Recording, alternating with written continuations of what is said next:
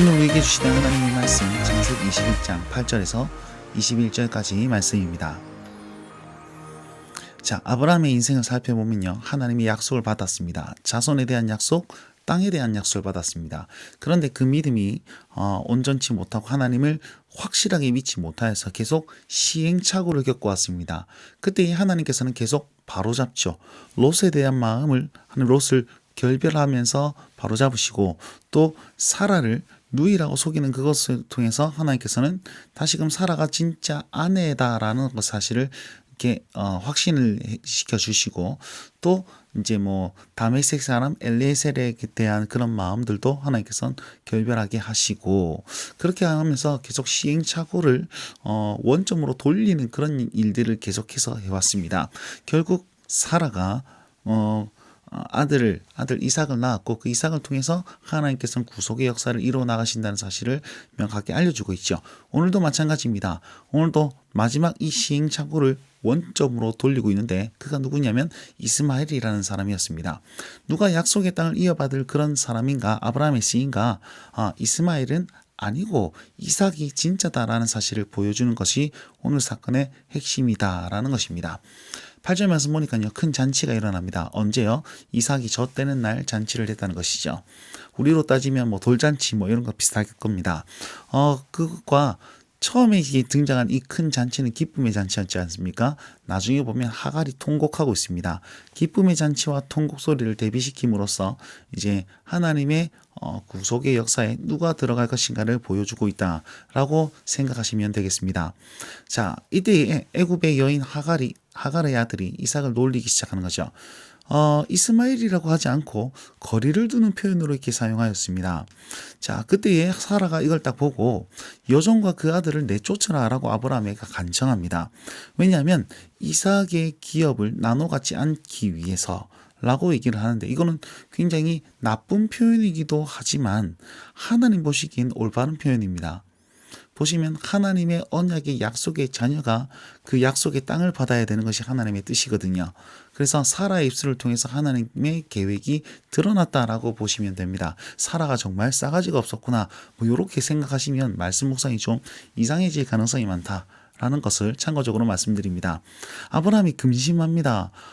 이 여인도 나의 아내고 이 아들도 나의 아들인데 어떻게 해야 되지?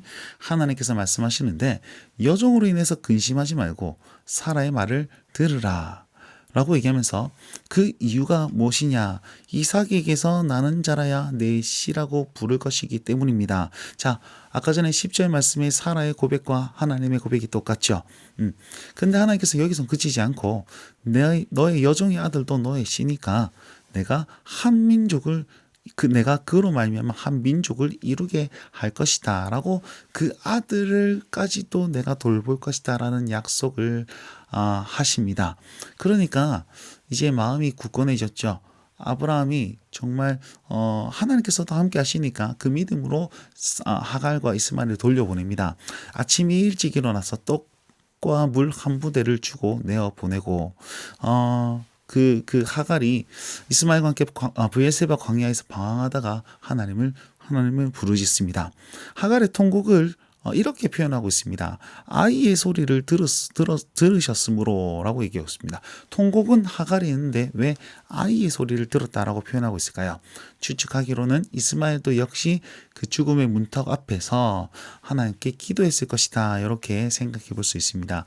어쨌든 그 아이의 소리를 들으셨다라는 사실을 두 번 강조하시면서 하나님께서 주목하고 계신다라는 사실을 얘기하고 있습니다.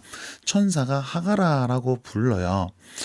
이전에는요, 뭐라고 그러냐면 사레의 여종 하가라 이렇게 불렀는데, 이제는 전과 다른 호칭을 부르면서 너는 이제 자유인으로서, 자유자로서 이제 하나님의 특별한 계획이 있다라는 사실을 알려주고 있습니다. 네가 무슨 일이냐? 두려워하지 말아라. 이제 일어나 그 아이를 일으켜서 내 손으로 붙들어라 라고, 이렇게 희망적인 메시지를 계속 보여주고 있죠. 그러면서 하나님께서는 그냥 힘내라 이렇게 말씀하시지 않고 현재의 당면한 문제를 해결해 줍니다. 19절, 눈을 밝히셔서 우물을 발견하게 하심으로 아이에게 물을 먹입니다. 자, 현재의 문제를 하나님께서는 해결하셨죠. 근데 여기서 그치지도 않고 하나님께서는 영원히 함께 하십니다.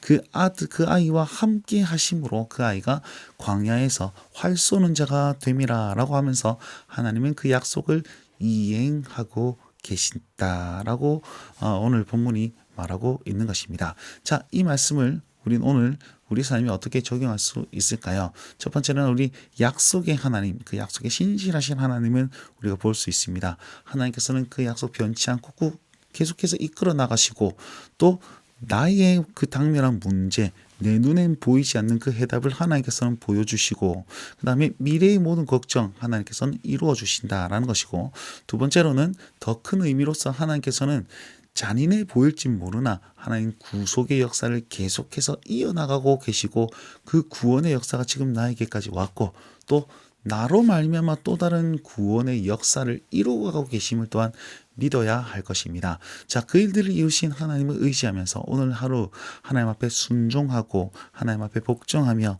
그 말씀 따라 살 수 있는 우리 모두가 되셨으면 좋겠습니다. 말씀이 힘입니다. 이 말씀을 두고 승리하시길 바랍니다. 날마다 주님과